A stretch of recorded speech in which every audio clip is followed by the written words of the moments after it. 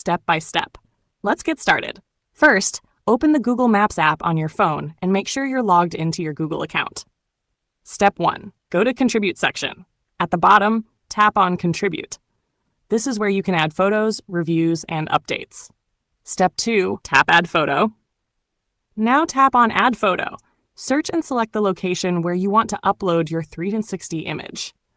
Step 3. Select your 360 photo. Choose your 360 panorama photo from your gallery.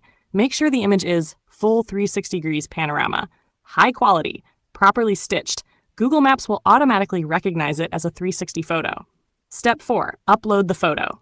Tap Post. Your 360 photo will now upload and attach to that location. Important tip, 2026 update.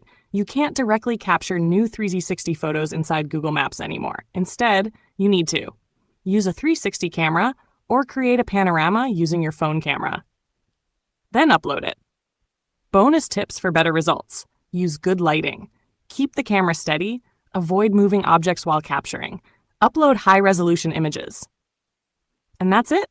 Now you know how to upload 360 photos on Google Maps easily.